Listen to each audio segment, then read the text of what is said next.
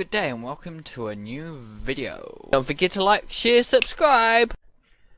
Heya and welcome to Weekly Tips. We're upon some sense in your tip jar. Welcome today, joined by me, Daniel, and we're going to be talking to you about drawing an axolotl. So let's deep dive into this and learn something about these little creatures. Right, yeah, you can see me starting out here, drawing the axolotl. This creature from the deep sea. It's actually a amphibian, so more related to frogs. It is not a fish. So you know, in that in mind, it can be very helpful to drawing these creatures.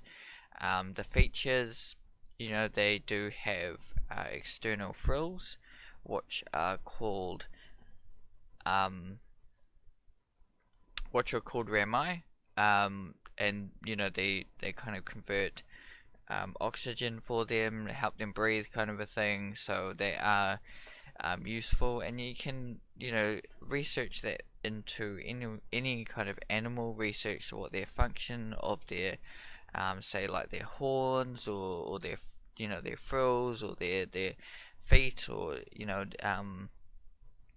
knowing these animals inside and out can be very helpful in learning to draw them, um, because you know, you can draw them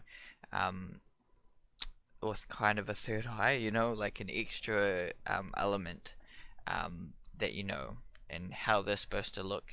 You know, if you knew that these were creatures that were digging, you would draw them and make sure that they had that element to them. Now you just saw me do just a quick little kind of warm-up drawing thing, and you know, that happens, you know, every now and again. I would go sidetracked and just do another pose of the creature or animal that I'm drawing at the moment. Another kind of pose that I don't intend to push further. It's just a quick warm up, just kind of get the juices flowing, I guess, and get to know this creature a little bit more. So doing different poses and different angles and things like that can be very helpful. Even if you don't push it very far, you just kind of quickly draw it, just to understand another little element of the creature. I mean, every element or every drawing that you do helps, because if you look at it at different angles, you can see things that you didn't see in the last angle. And it's why, you know, looking at animals in reality, going to zoos, and looking at drawing from life is so important, because you can see it in different angles right in front of you. You don't need to search the internet and try and find every angle you can, and it can be struggling. And you know, I've seen these up close in life. Oxalotls, you know, they're fun little creatures. They kind of just float there sometimes, which is, you know, very odd and interesting. And they have funny expressions. They look like they're kind of eating a lot all the time. Um, I think they have like teeth in the back of their mouth, as far as I know. Um, but you know, they can't really harm humans, as far as I know. I mean, I could be wrong, but they just kind of suck your fingers. I've had axolotl like suck my fingers before, which was a odd weird sensation, and they feel kind of slimy.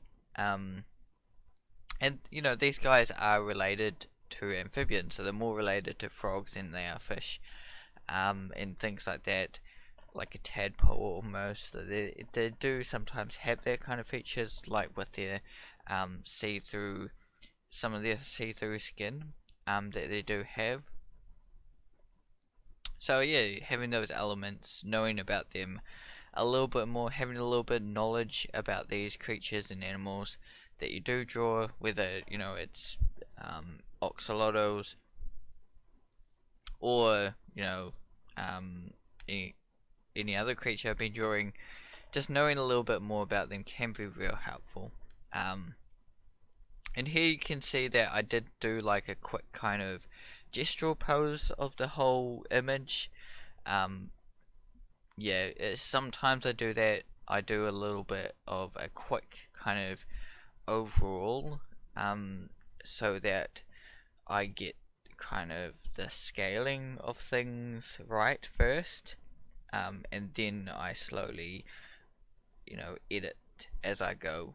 Um, it's kind of Asian digital than it is traditional, but it's definitely something um, that I do, regardless if I'm in traditional or digital. Do a quick kind of gestural sometimes, and get that out of the way, get the whole pose. Yeah, so if you love axolotls, hopefully you enjoyed seeing me draw them. Yeah, I did about 3 poses in this video that you'll see. And the more poses you do, the more merrier you can get, and the better you can get at drawing the animal you want to draw, the axolotl. As you can see here, I give a little outline, a silhouette of the actual drawing that I did, and this shows me, what I'm looking at. This is the kind of silhouette I am looking for when I am drawing it. Um, Now, the silhouette's not perfect per se. It's not perfect to the image that I did have, but it's that's what the overall shape um, I needs to be. Um, the silhouette is one of the most important things when in drawing the animal or the creature. It needs to fit kind of that silhouette in a way. Um, you can't have like a big giant silhouette. Make a big giant tail or something that isn't actually that big. So the silhouette's very important. The little details, you can add them, and they can be really important, but they're not so important as making sure that the whole silhouette fits the what it's supposed to look like. Yeah, so hopefully you did learn something new today. You enjoy drawing these creatures. These are fun creatures. Not everyone knows about axolotls, but they are fun, interesting creatures. So hopefully you do go out and draw them. Um, Let me know down in the comments if you do like these creatures. If you've never heard of them, I'd like to know as well. Thanks for joining me. Keep drawing, everyone, and see you in the next video. Goodbye.